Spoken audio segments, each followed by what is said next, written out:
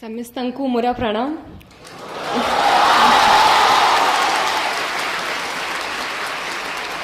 अपना माने किमती अच्छांती समझते। आज मु अपना मनंका गहनारे उपस्थित थिबारु बहुत खुशी माने करू अच्छी।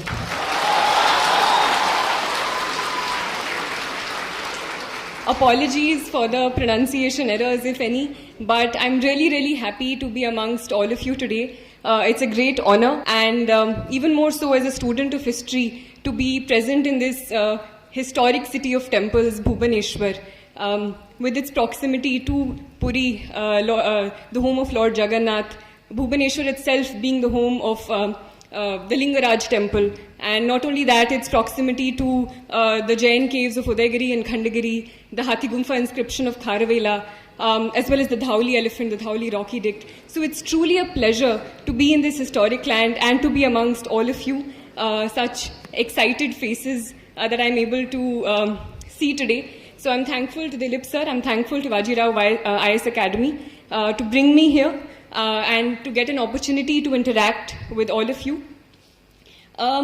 First of all, I'd like to say that all of you are really brave people who have taken on this examination. I've heard that some of you are already preparing for this examination associated with this institution. Some of you are planning to do so.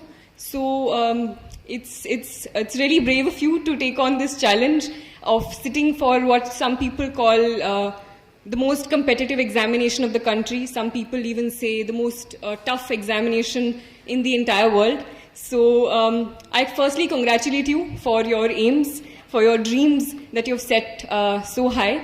But at the same time, I'm not going to lie to all of you. I'm not going to paint only a rosy picture. I'll tell you that it's going to be a tough journey. It's not an easy path. There will be ups and downs. There'll be times when you feel like you don't want to study anymore. You feel even if you're studying, you're not getting what you desire. So those things will always be there, as they are in other aspects of life. But at the same time, you must also realize that it's not people who drop in from another planet who tend to achieve their dreams or achieve whatever they want to. It's people like you and me. And before 30th June, even I didn't know that I would be standing here today. So, and I think the beauty of this examination is when you see the diverse nature, the diversity in the results that we also often get. So there are people represented from all over the country, from almost all states of the country. There are people from rural backgrounds, there are people from urban backgrounds, there are people who have gone to the best colleges and universities. At the same time, there are people who have gone to their local government schools in extremely rural backgrounds, having farming backgrounds. So I think more important than anything else in this preparation is this strong will to succeed. And I hope that all of you, with the correct preparation, with the correct strategy, with the correct guidance, as well as, of course, your hard work, your self-discipline, I'm sure that all of you will achieve your dreams someday. For some of you, it may be the civil services examination. But even if you don't manage to crack this examination, or even if you have something else in mind, even if something else excites you or is your passion, I hope that all of you achieve your dreams. So before anything else, I'd like to say all the very best for all your future endeavors.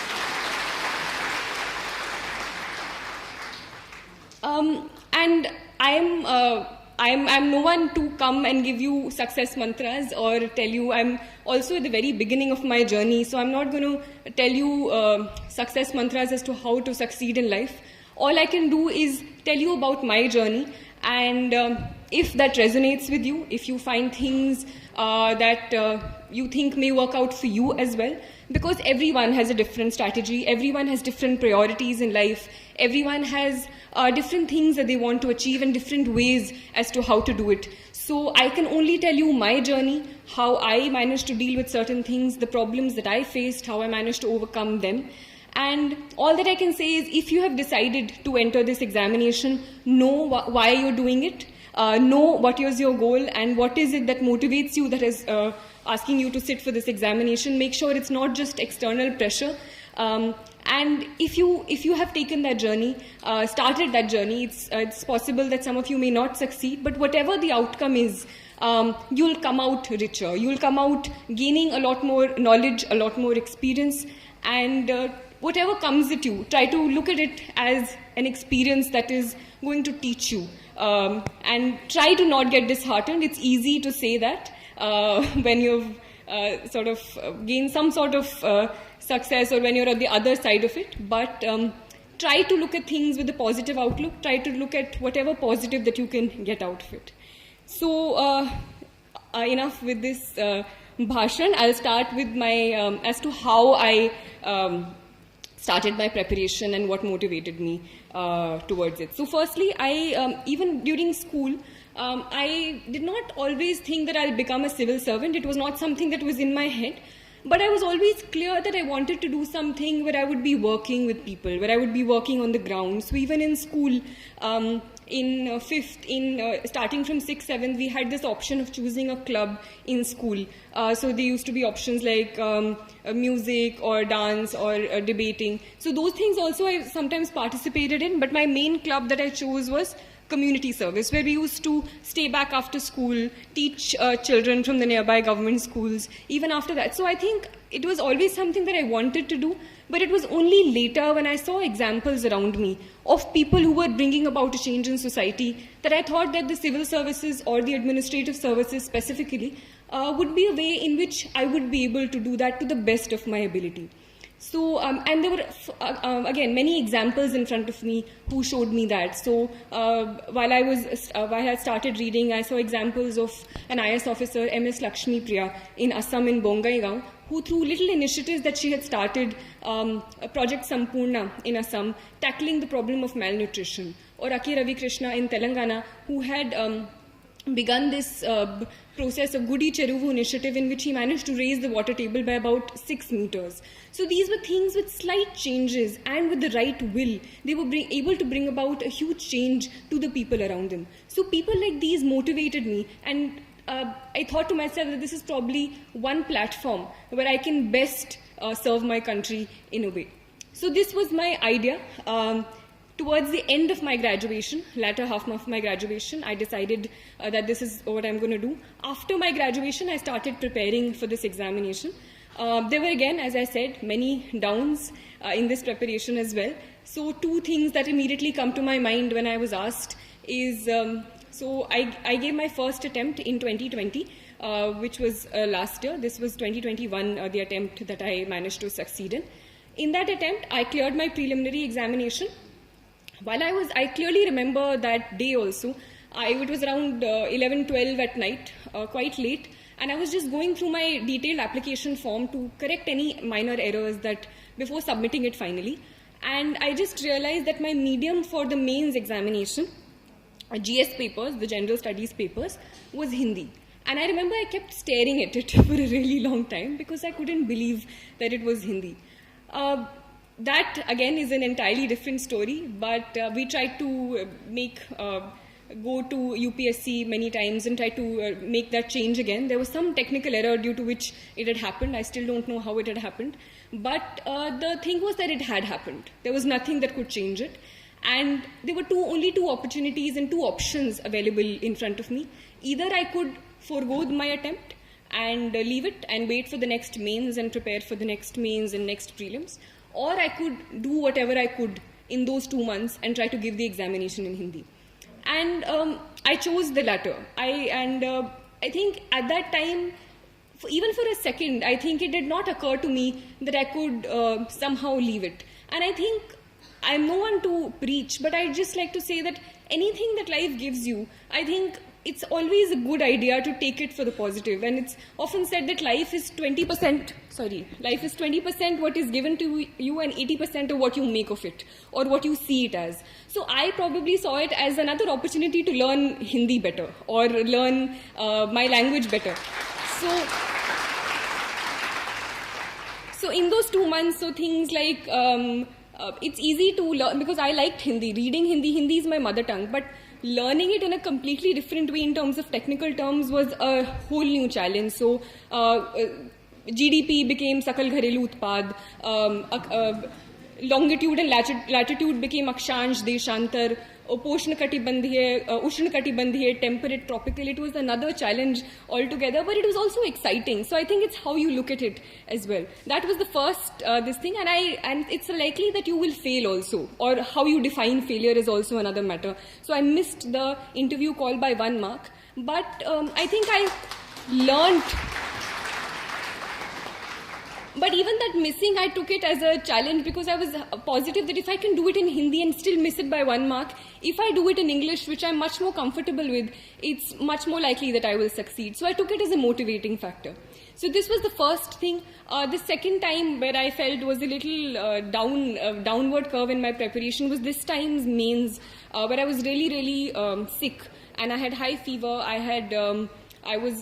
There was a lot of fatigue. So there was a point in time, two days before my optional papers, 2 days I couldn't study at all. I couldn't even pick up a book.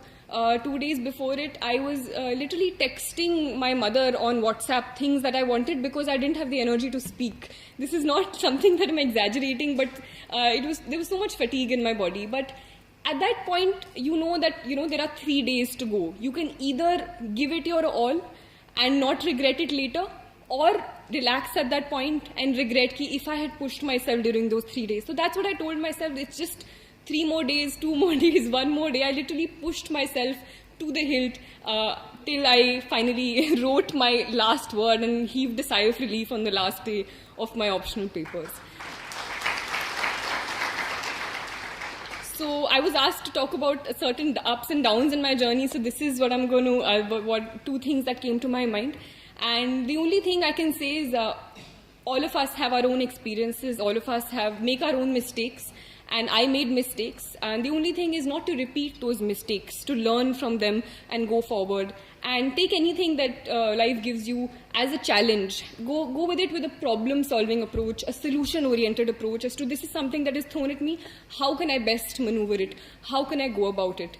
And I think that's a positive way to look at life and keep you more happy, I feel, if nothing else. Coming to my actual preparation. So this is when I turn to how I prepared for this examination. As all of you know, or some of you know who are preparing for this examination, it consists of 3 different stages: the preliminary examination, the mains examination, and the personality test or the interview. So firstly, it's important to understand that it's not a clear-cut division. You can't just prepare for prelims, you can't just prepare for mains, you can't just prepare for interview. It's a holistic preparation, it's an integrated preparation where your foundations need to be very, very strong. And I made sure that there were 2-3 things that I kept in mind. First was keeping my sources limited.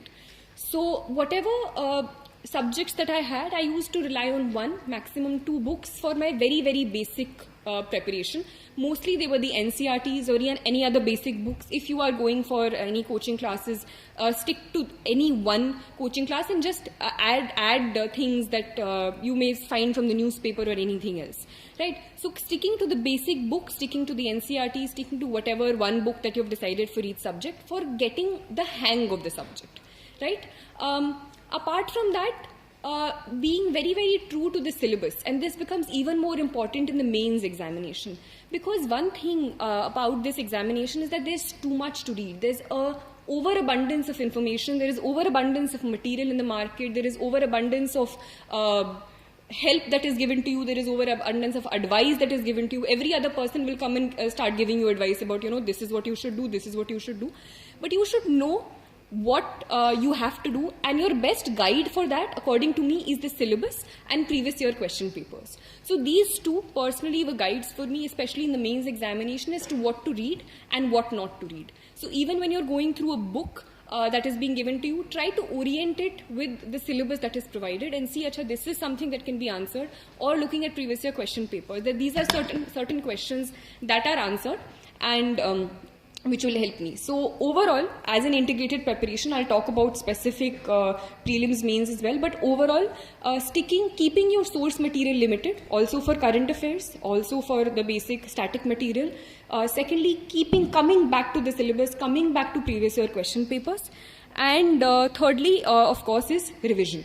So whatever you do, it's even if it's the topper, even if it's someone who gets really high marks, The first time you read anything, the next time you come at it, it will be as if you've never read it before in your life. And this is something that all of us, everyone who has started preparing, has gone through. So make sure that you go back to it. Keep on going back to it rather than spreading your preparation wide. Rather than, reading 5 books for the same topic, read one book but read it 5 times or read it 3 times until you completely imbibe it. Right? This is overall for integrated preparation. Specifically for the 3 stages, there are certain slight tweaks to this preparation that you start making. So after you're done with your basic books, I'll talk about prelims specifically.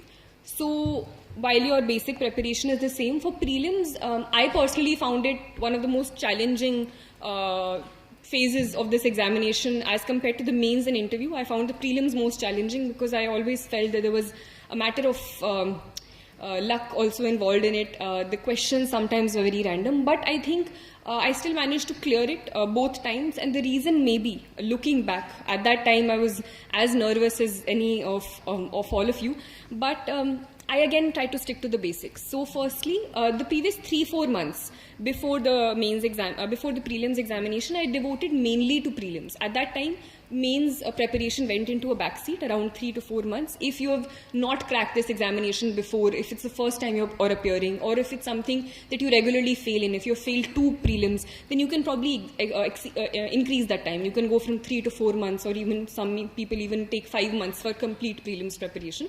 But mainly I think basic books are very important. And if you look at the questions in the past 2 years or 3 years, it's not something that you'll get out of a book straight. But if you have an understanding of the concept, and that's where conceptual understanding becomes important. You should not read a book just for completing that book. I've read that book.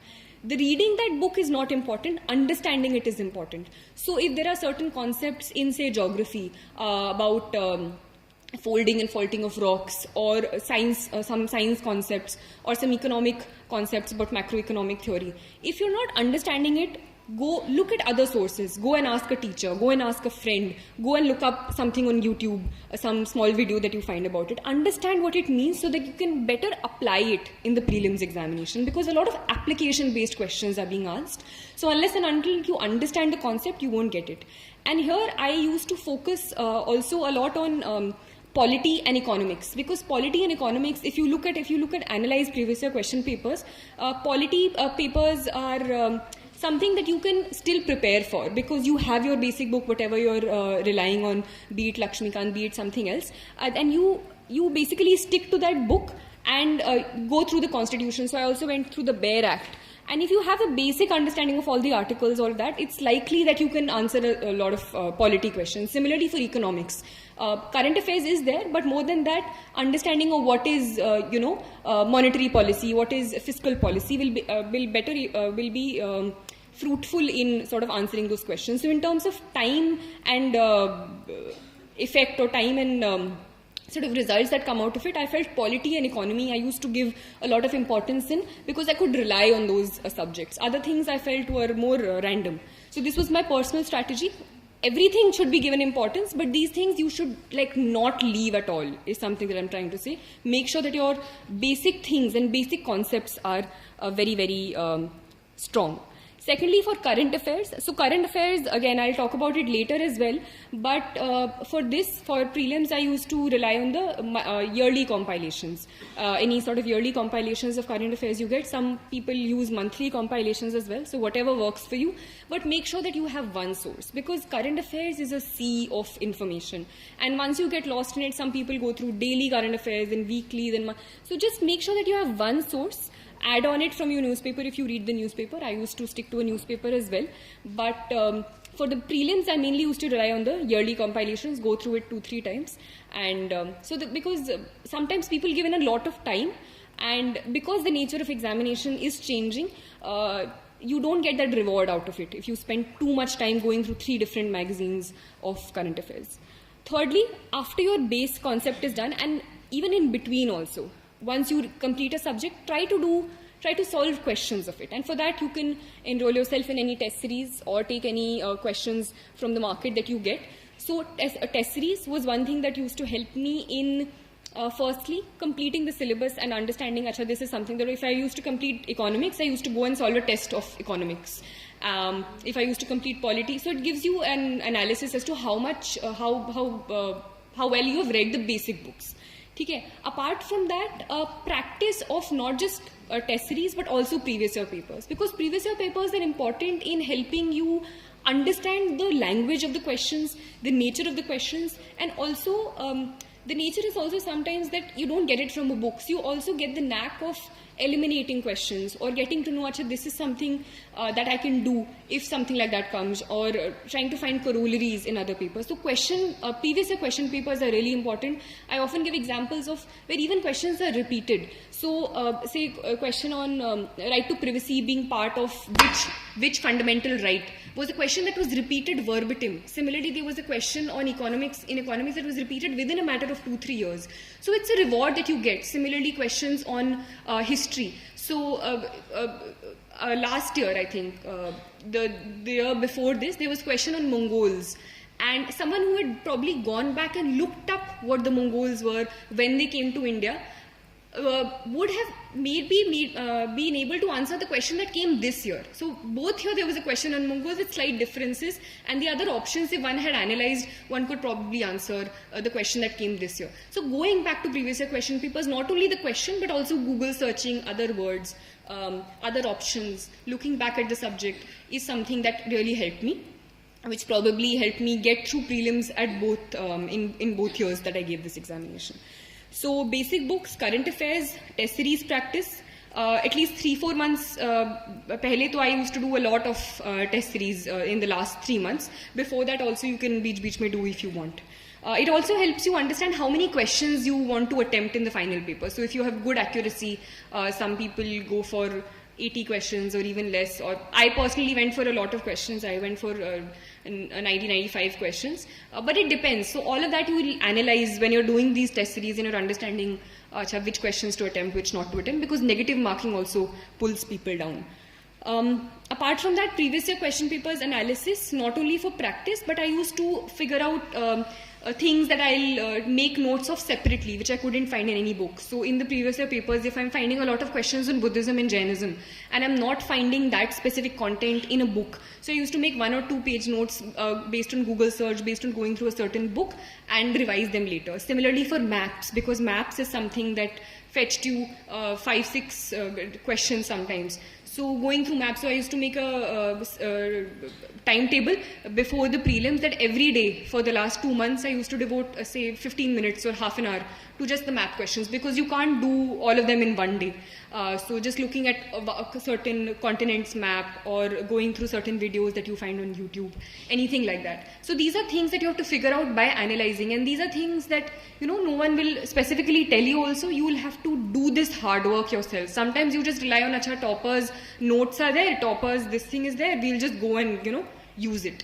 That process of going through it yourself is also important, even if you're taking toppers notes. So I used to take sometimes look at toppers answer copies or take toppers notes from certain sources, but making that your own as well, going through that, adding stuff on your own, regularly revising it until you make it your own is also important.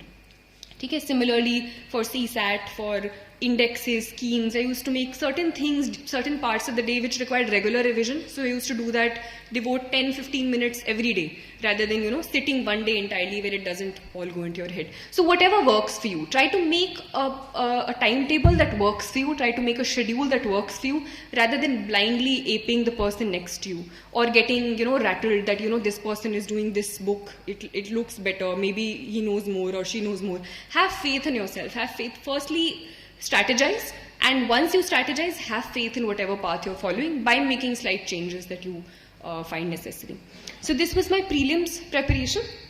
Next comes mains, and within mains I'll talk about 2 main things as separate topics as well. 2 things which were important for me. One is answer writing, the second is note making. So for answer writing, I think there are a lot of things that are important, and I managed to get decent marks in my GS papers and my optional as well. And I felt one reason for that was also, looking back again I can say, is answer writing. I used to practice answer writing, and not just practice it, but analyze how I've written those answers and build up on them later as well. So, firstly, I think what is important is understanding the question, and this is it's a very easy thing to do, but lots of people don't do it. And I feel that if you just understand the question and answer what is being asked, half your battle is won. Because this is one of the challenges that I personally also faced in the early part of my preparation. And even in that time, when you're writing the examination in the mains hall, there are two challenges. One is content, you have to write good content. The other is time. The clock is constantly ticking on your head. So maintaining that balance becomes very important. Either you're writing really good answers, but you're leaving 5 questions at the end, which doesn't help because the competition is so much. Or you're completing it in the time limit, you're scribbling your way till the end, but the content is not good. So for managing that, only practice is the way, and not just practice, but correct practice. So firstly is understanding the question. There are certain keywords also used in the question: evaluate, analyze, this, that.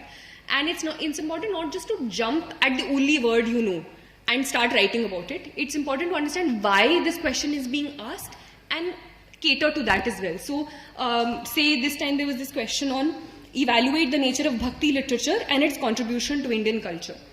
So sometimes when you don't know enough about Bhakti literature, you will just start writing about Bhakti. You'll start writing about Nanak, you'll start writing about Chaitanya Mahaprabhu, this, that. And half your page is done, then you'll write 1-2 points about Bhakti literature or something.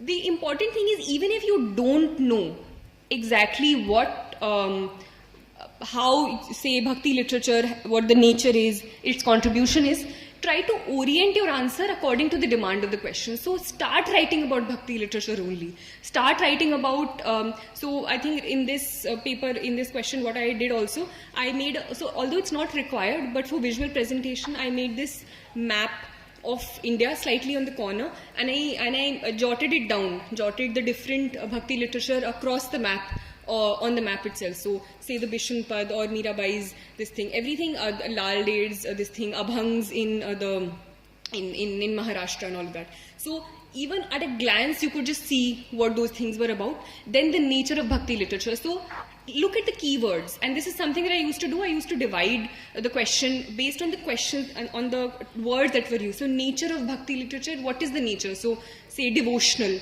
and then give an example.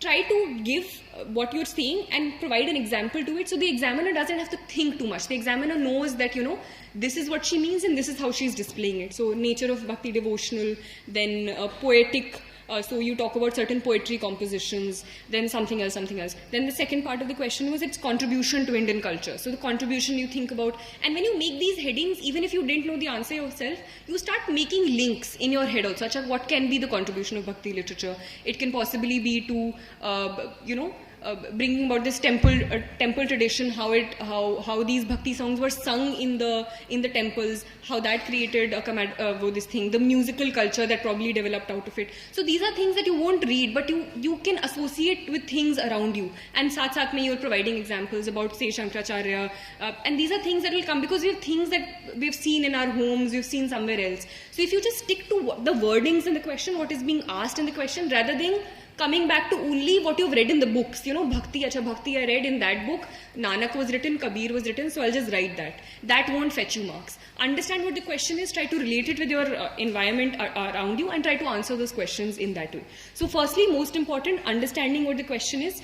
There were questions in GS3 this time which none of us knew, like there were half the questions were random questions, but I still managed to get, I think later I got to know decent marks there, because I tried to reorient what I knew according to the demand of the question, rather than just writing anything I knew or just leaving those papers blank. So understanding the question, answering only what the question is asking is important. Secondly, content. So this again was another example I wrote down. Analyze distinguishing features of the notion of equality in the constitutions of USA and India. So this was, I think, a 15-marker question, and there are not too many differences. But what sometimes people did was, they didn't know differences in equality, so they wrote differences in the constitutions of USA and India. But that's not what the question is asking. So try to answer what are the differences in equality. Even if you're not getting, try to reorient the question, the differences you know between the constitution in terms of equality. Try to shape what you know in terms of the demand of the question. So these are 2 examples that I remember. Secondly is content. So first is you understood the question, but if you don't have the content, how will you do it? So that content wala thing, you have to do the background work, and that is when I'll come to note making and all of that. In the examination hall, during those 3 hours, you don't have the time to think. You can't just sit around and think, acha, this, that. All of that you need to do before the examination, and your content, to a large extent, apart from on-the-spot thinking, needs to be prepared. For that, for example, GS2, which is polity and all, I had prepared lists, or in the sense topics and committees that I could quote. Say in railways, I will talk about the Anil Kakodkar committee. In something else, I'll talk about the second ARC and the recommendations that they've given. So you're not just writing random things, but you're adding to it. Once your basic, and this can only be done once your concepts are clear. If you're starting your preparation and you start doing this, it won't fetch you anything because your basics are not clear yet. But once your basic content is done, to make it better. So my aim was in answer writing this year to make my answer better from the person before and after me. And how could I do it? By adding content to it. So say committees in GS2, then GS4 is ethics. So I used to look at the newspaper, keep picking up examples and quotes and keep writing them down, keep using them in my papers. So GS4 there were committees, then GS3, so for economics, some data that I found in the newspaper, or say recently a national health survey has come. So if a question on population, I think this time was asked. So talk about the data in that national health survey, talk about say the sex ratio, how it has changed. So it adds a certain value and you feel that you know what you're talking about rather than just, saying things in the air. It adds some heft to your answers. So content is something that you can work on before you're writing the paper, specifically for different papers, different things you can do. Thirdly, even if you have content, even if you have understood the question, a challenge comes in putting it on paper. And I had a humanities background. I had the habit of writing really long answers. I wrote 8 pages answers in my graduation papers where, you had to write four questions in like 2 hours or 3 hours. So changing that to the demand of this paper was definitely tough, but I managed to do that. I had started with a very different writing style. I ended with a very different writing style. So that is something that all of you can do. So I used to write in paragraphs. I used to write really long introductions, but I tried to press a lot of information later on in points. So before I was writing the paper, I used to think that, this is a problem, this is an issue that happened with me last time. I used to do this. So this time, I'll try to do at least this. I'll try to at least make the introduction only 2 lines or 3 lines. Or I'll try to introduce, if I could write only 3 points in my last paper because I was writing in paragraphs, I'll try to write at least 5 points this time. So these are things before I was writing, I used to tell myself and try to, implement it. So maybe you won't write 5, maybe you'll write 4, but next time maybe you'll make that jump to a 5. Next time you'll maybe make that jump to a 6. So these are things that you told yourself. In terms of structuring the answer, what I used to do was, I used to use subheadings. So things, like I said initially, evaluate the nature of Bhakti literature, contributions. So I used to write a short introduction about the Bhakti tradition and some quote or something in Sanskrit I wrote, I think, in the first introduction for this thing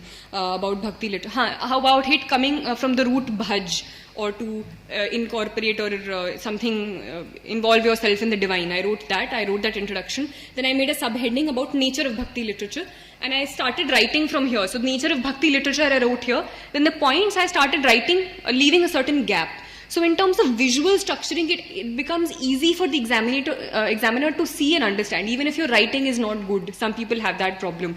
But if you have it clearly divided, so if right here you're writing the heading, then starting from here you start writing the points 1, 2 and 3. If you have an example, I used to write it further to this side and make a triangle. So I used to write example and make a triangle there.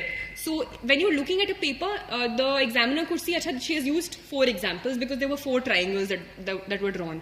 So this structuring is something that you'll get over a period of time. I also looked at other toppers' copies. I incorporated whatever I saw in it. So using subheadings, underlining, starting writing in points. So you need not write very long sentences. You can skip out the a and the sometimes. Not that the person shouldn't understand only what you're writing, but you can leave out certain things. You can just write the basic terms. So points is something that I used. Subheadings, underlining. In terms of visual structuring, I talked about spacing. So spacing was something that I used. Maps, which I talked about in the first paper. Similarly, for geography. And these are things that you can't do in the paper because you can't think that much. So practice the India maps, practice the world maps. That is something that I used to do. And say for geography, I had 2 pages. I just went through all the NCRTs, picked up all the diagrams that I could use and do them on 2 pages. Similarly for economics, I was just going through the monthly magazines or yearly magazines or any other source that I found and just drew the, charts or flow charts that I could draw. So there was this chart on financial inclusion, and I knew that if a question on financial inclusion came by chance, I could draw it and it could add some sort of value to my answer. So these are things that you drew before, and then before the examination you just went through them, ki, acha, this is something that I can draw. Towards the end, this is what you do. You focus on the committees, you focus on the examples, you focus on these diagrams. So these are things that you can directly reproduce in the paper if the question comes. Don't just do it just for the heck of it. Sometimes people do that also. Randomly they're doing diagrams, randomly they're drawing charts. You need to do it only so that it makes your answer better. Don't unnecessarily bombard your things with these visual things, but if it's making your answer better, definitely do it, because it adds some sort of diversity from the paper before and after you. And all of this is done, but more than that, it's practice. You can just do this one day and not do it later, and it will be of no effect at all. So this is something that you need to do on a regular basis. Every day when you're looking at the newspaper, you need to pick up examples. Every day when you're looking, every day when you're writing, you need to come back to the notes that you've made. That is important. So practicing, and more than practicing, analysis also. So sometimes what people do is they practice answer writing every day. They write 3 answers every day, 4 answers every day. I used to, apart from the test series, so the later test series that I joined, I also did practice within a group of friends, 3-4 friends we had. We used to practice previous year question papers and look at each other's answer copies and see, acha, your introduction is better. So this is, if this question comes, this introduction can be used, or this example is better, so I'll incorporate that there. So even if you're writing 3 questions, come back and analyze, acha, this is something that I could have added. This is something that was in my notes. So maybe if I could put it here, coming back to my notes. So that will take some time. It won't be ki, just wrote, closed your copy, next day wrote, closed your copy. That won't help at all. Practice plus analysis, and using that analysis in the next time that you write your answers. So that is something that probably helped me in my answer writing process. So this was my answer writing specifically. Apart from that, for mains preparation, the basic books you would have already gone through 3 or 4 times. And yeah, this is something that I forgot to say, but for me personally, prelims I at least made sure that I had done 3 revisions in those 3 or 4 months before of the basic books that I had, or whatever thing that I was following, whether be it Spectrum for history or anything, or the NCRT for geography. I used to make at least 2-3 revisions. It depends on you, how much you've read that paper. If you're doing it for the first time, maybe more, maybe less, but just to make sure that it sticks in your head. So those revisions you've already done before. Here also, now you can go through whatever basic books that are required. So for mains, you need to stick more to the syllabus, I feel, rather than just sticking to a book, because book you have gone through, your concepts are clear, but orienting them to, and there are certain topics which you won't find in books, or you'll have to look, say for example, governance topics. If you find a book on governance or some notes on governance, coaching notes, that's well and good. If not, try to make small 1-page notes of it. Say, I used to make notes apart from that. So the second topic apart from answer writing is note making.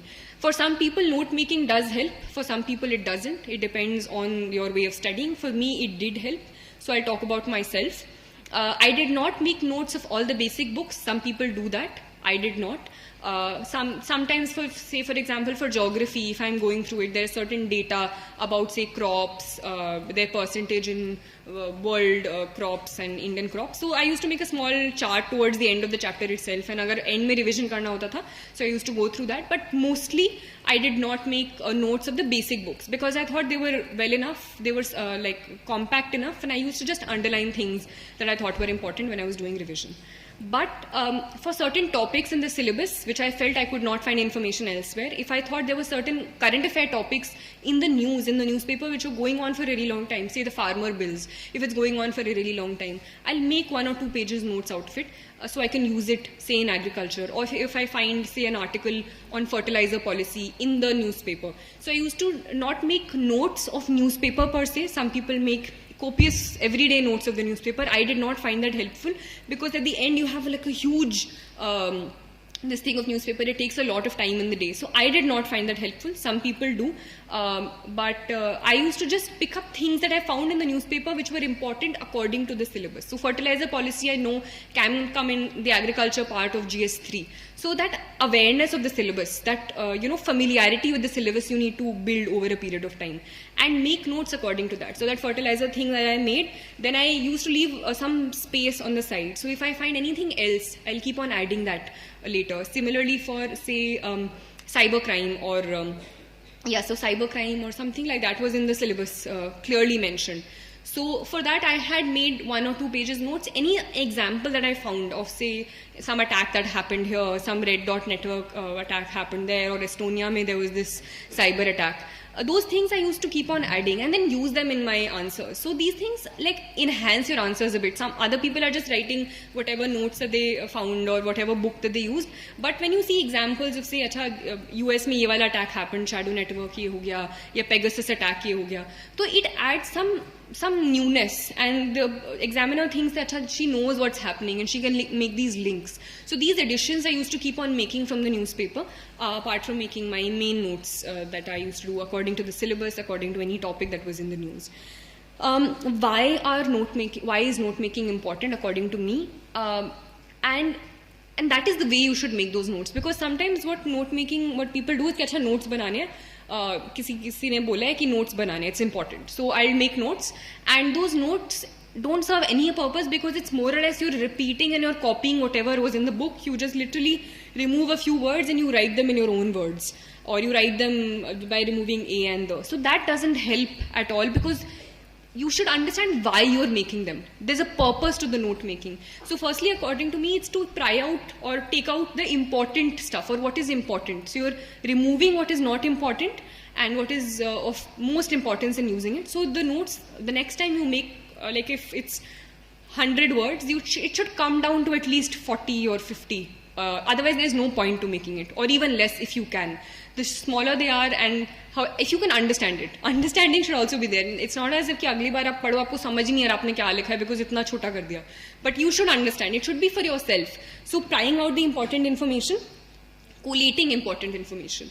Because say if it's a topic in the syllabus, it's possible that you can find good information from 2 sources. So sometimes I used to make notes collating those 2 sources. Or if it's a topic in the syllabus, I used to do a Google search, find 4 or 5 sites and just take out important bits, important examples and make one information. So taking out important stuff, so reducing it. Secondly, collating information from a couple of sources, keep on adding to it. Some people used to make online notes, that you can also do. I used to find it more comfortable writing. So that was my personal preference. It's sometimes easier to make online notes because it can be easily edited. So that is also something you can do on Evernote or anything, or anything on your laptop also you can make.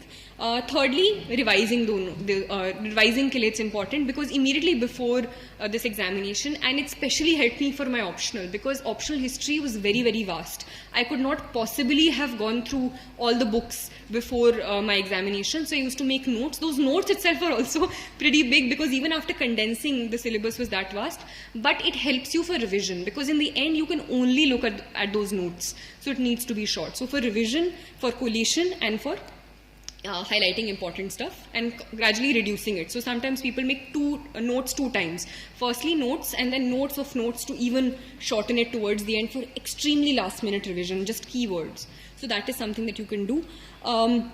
Which books and which areas you're making notes of, you need to decide. No one else will tell you, according to your needs. Secondly, they need to be crisp, I've already told you. And thirdly, they need to be oriented to the syllabus. Don't write random stuff, they need to be oriented to the syllabus.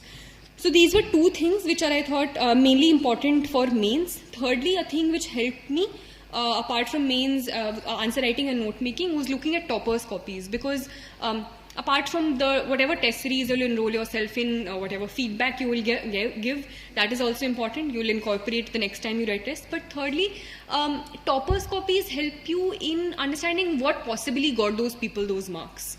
Right? So it's possible that you may not like one person's copies or another person's copies, but out of a group of 5 or 6 that you can explore, there'll be 2 or 3 things that you can incorporate. And sometimes people don't understand what's going wrong. People are giving attempts after attempts, they're not getting good marks. That's because mainly keep on sticking to the things that got them those marks. So it's important to get out of that cocoon, look at what other people are doing, and possibly learn from anything that is being given to you.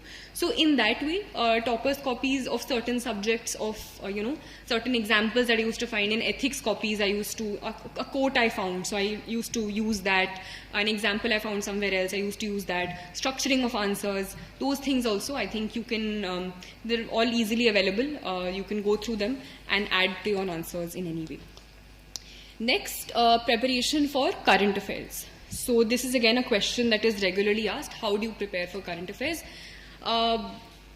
There's too much to do. I personally relied mainly on the newspaper. So the newspaper was my companion throughout the entire preparation, and I personally felt it helped me a lot.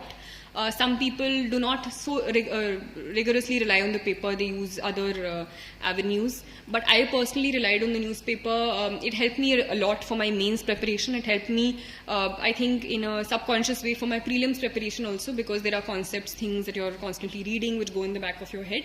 I did not make notes for it for prelims, but I made notes for it, as I had already told you, for my mains.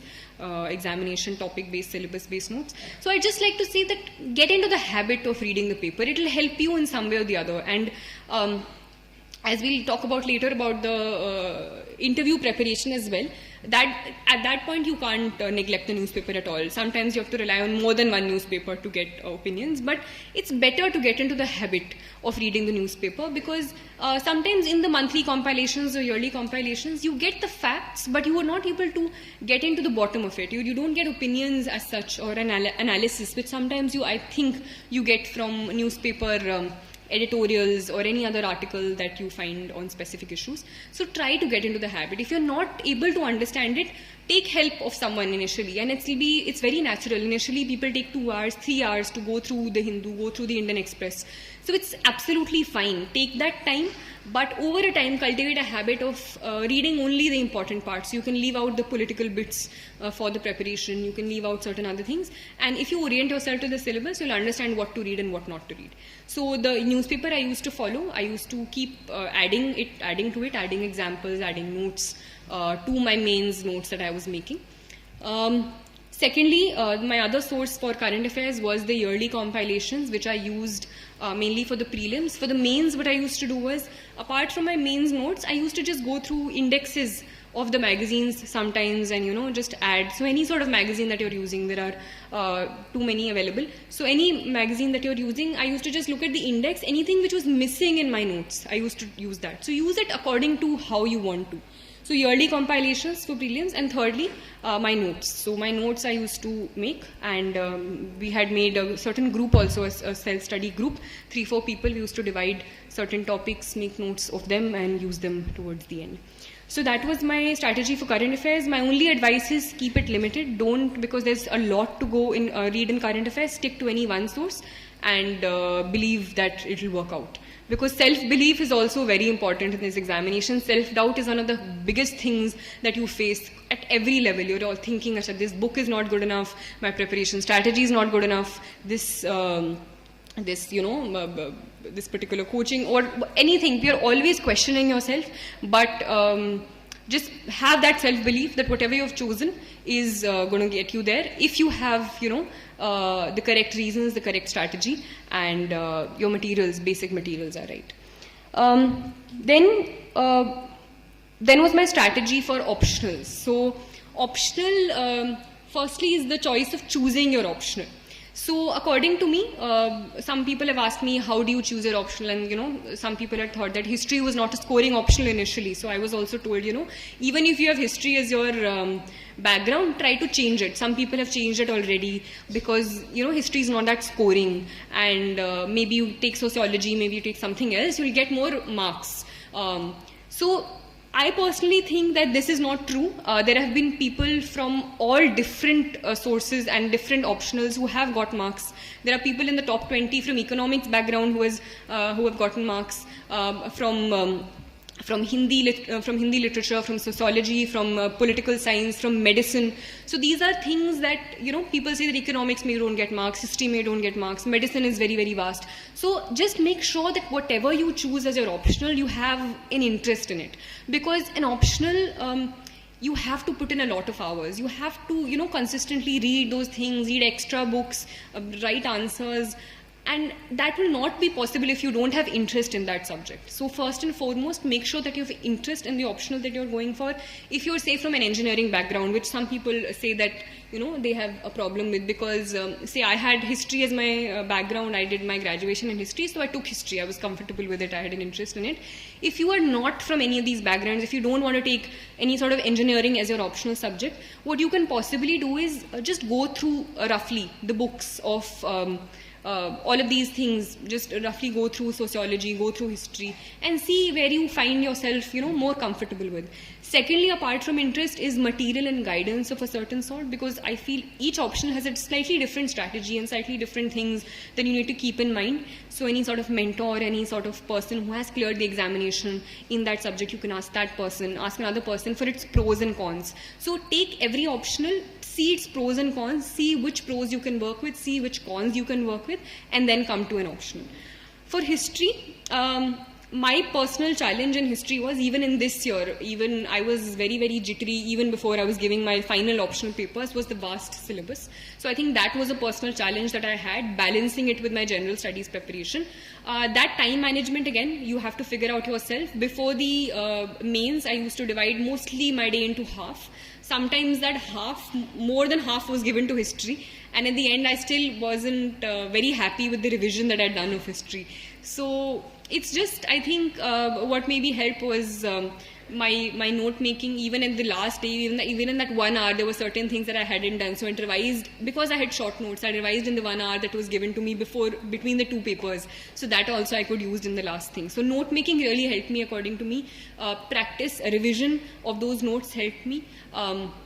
So that, I think, worked out for me in history. I had a certain love for the subject, so that sort of background also probably helped me.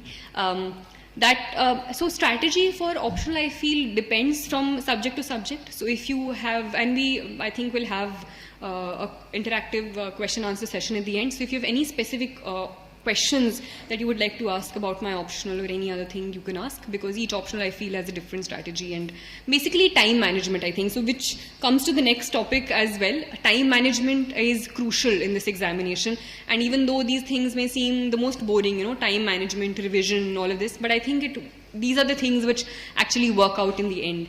And that time management can be different for different people. Some people, can study for hours at a stretch and not get tired. Some people do need those regular breaks. But whatever it is, make sure that you're accountable to yourself. Make sure it's not external accountability. It's not, you don't have to be accountable to your parent who's saying, "Acha, padhu." But make sure that, this is something. For personally, what I used to do was, I did not have very clear-cut, timetables in the sense कि अच्छा इतने घंटे ये पढ़ूंगी, इतने घंटे ये पढ़ूंगी.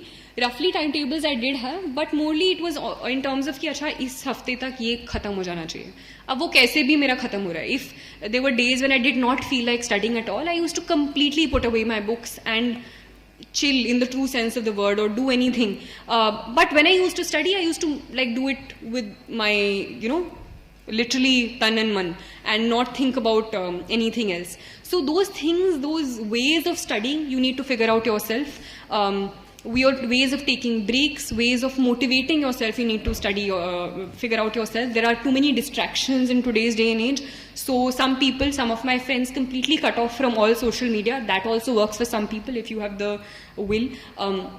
For others, for example me, I did not completely cut off from social media, but I did not use it, say, for long hours a day. I used to sometimes keep my phone away or use it very sparingly. So if you think that you cannot use your phone, so ask your friend to, say, keep it away for 3 hours or 4 hours, and tell yourself that if I complete this, I'll give myself, this break or this reward where I can use it, say, for whatever purpose, and then come back to it. So figure out ways where you can do this yourself, and whatever works for you. But make sure that there is an inner sense of accountability. You are the only one you are responsible to. You are the one who has chosen a certain goal for yourself, and it's your responsibility to complete it.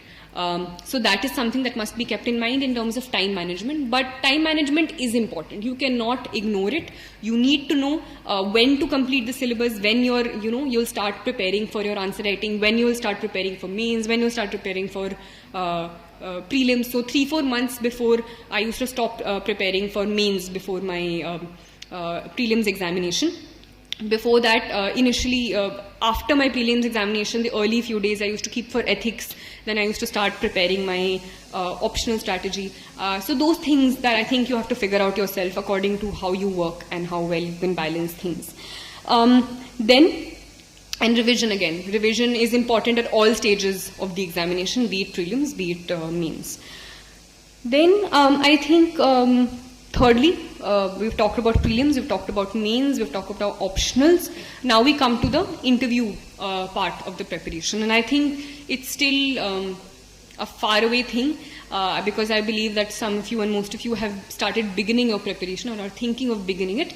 But as I said, it's an integrated preparation. The only thing I think in terms of current affairs that becomes different for the interview is that you have to have opinions also of things. You can't just know the facts. You need to know causes, you need to know consequences, you need to sometimes defend what is happening. You can't just get away by reading monthly magazines. You need to read the newspaper.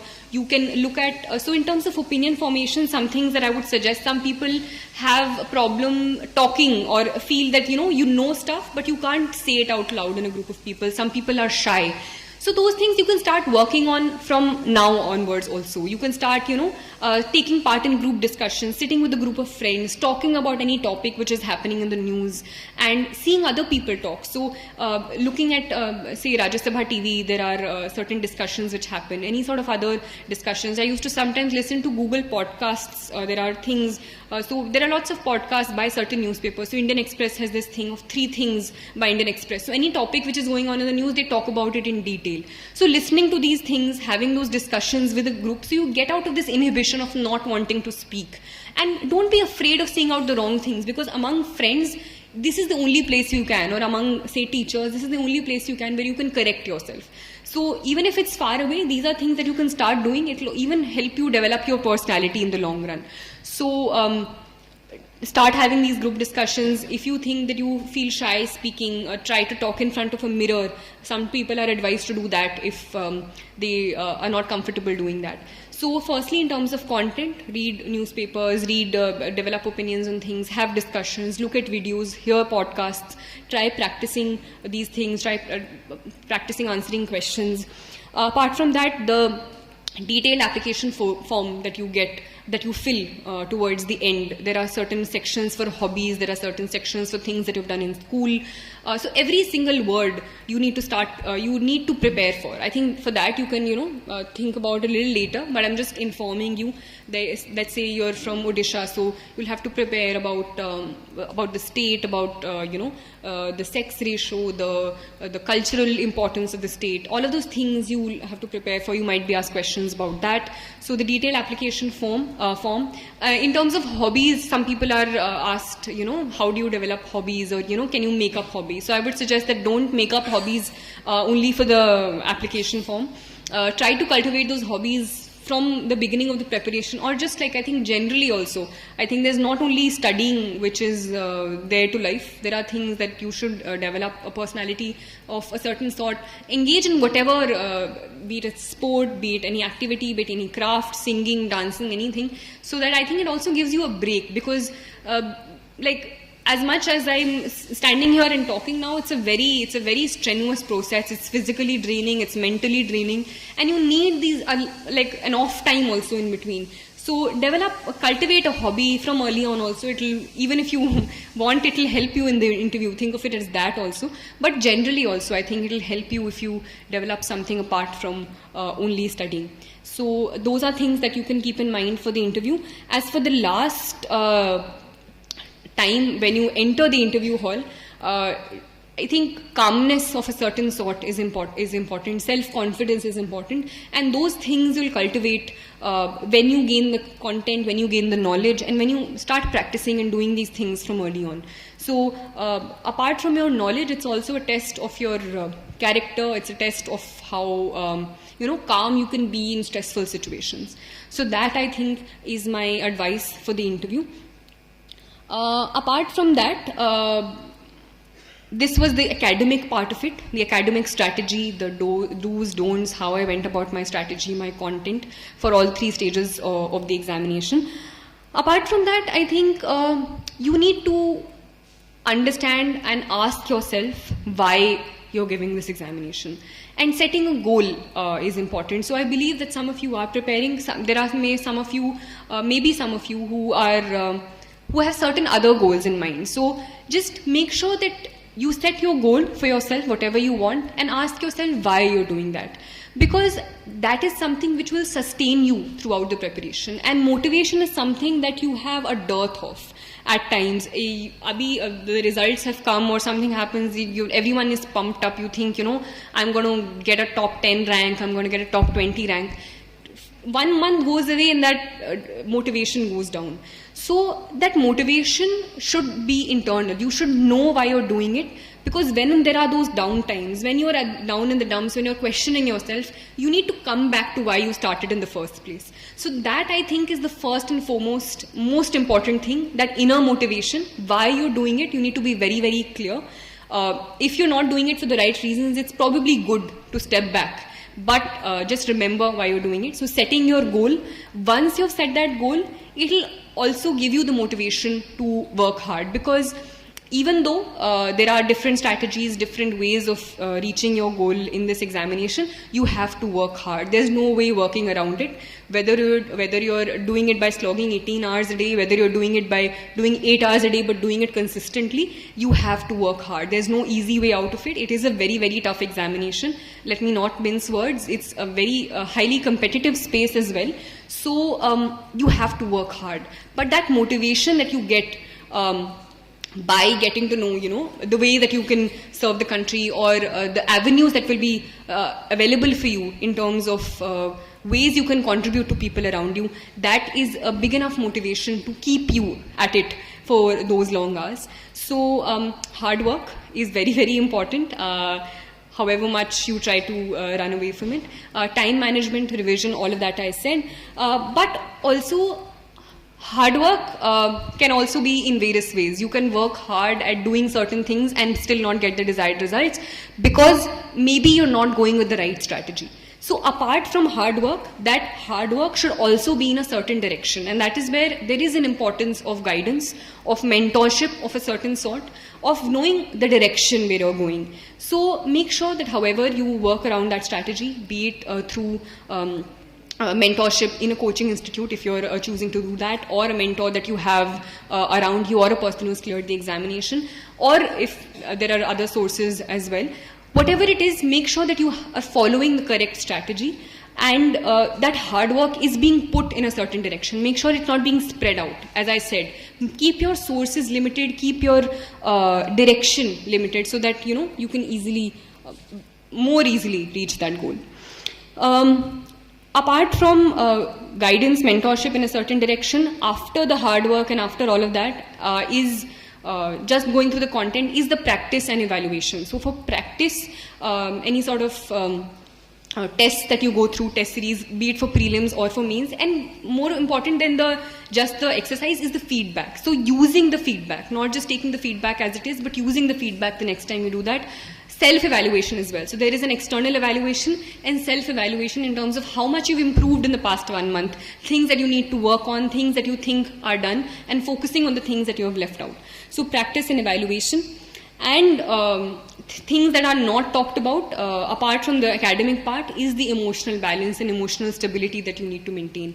Because it's, however many times I repeat it, this motivation, these ups and downs, there'll be constant ups and downs during this preparation, and to deal with those downs, you need a certain emotional balance, you need a certain stability at that time, and these things are often not talked about, but the stress is also really, really too much. There is parental pressure, not even just parental pressure, there are people randomly from, distant relatives who've got to know you're preparing for this examination, and they ask, acha, uska kya hua, or uska. So there's random sort of stress as well. But you need to be accountable only to yourself. right? And so coming back to yourself, so what I used to do when I used to be stressed at times, or I thought, so there are different things for different people. So whenever I used to feel stressed, I used to take really long walks in the park or any sort of nature thing that I wanted to do. I used to eat some of my foods, the nice foods that I liked, some of my favorite foods, I used to order them. Or I used to read a book, watch some of the movies that I liked. So getting in that immediate sense, you can figure out your ways to de-stress. In the long term, I think you need a positive environment around you. So a positive group of friends sometimes helps to push you, even if you're coming down. So I was lucky in that sense. Thirdly, obviously, your parents are a great source of support. So for me, I was lucky enough in that regard as well, where that positive push was always being put. I was never made to feel that pressure of not performing or not doing well enough. But even people who do not have that sort of support, people who are living completely alone, who do not have the positive environment of friends or parents around them, try to look inwards. It's easier said than done, but try to look inwards, try to understand what you're doing, figure out ways of de-stressing, whatever it is. Try to understand what your priorities are in life, how you can, try to achieve them. So those are things. And I think most importantly, I feel what gives you an inner sense of satisfaction is giving your 100%. And let's not mince words, the success rate in this examination is very less. So there are a lot of you and lots of people who give this examination who will not succeed in this examination. But that does not mean that you do not succeed in life, because there are various other avenues in which you can give back to society. I have friends who have exhausted all of their attempts but are doing very, very well in other aspects of their life. So as long as your goal is set in terms of what you want to do, there are various ways in which you can serve people around you. Make sure that if you've chosen to give this examination and it's something that you want to do, make sure that you give your 100%. So at the end, there'll be no regrets. Even if I did not clear this examination this time, I would definitely have been sad, I would definitely have been heartbroken, but at the same time, I would have been content with myself that I did all that I could. And the idea of nishkam karm that we often talk about, I think it's very important when the karmani vadhikaraste ma phalishu kadachana, you give your 100% and then don't worry about the result. All you can do is do what you can with the right strategy. With the right strategy, with the right direction. Don't put your hard work randomly into the air, but with the correct guidance, with the correct strategy, give your 100% so that at the end you're not questioning yourself. You can't think, अच्छा अगर मैं उस दिन ये कर लेता, अगर मैं शायद वहाँ नहीं जाती या फिर थोड़ी मेहनत और कर लेती. Those questions I think you should not have with yourself, and I'm sure that if you do that, there'll be various other ways and in various other walks of life also, apart from the civil services, that you can contribute to society, that you can, be kind to others, because I think kindness is something that gets you far in life.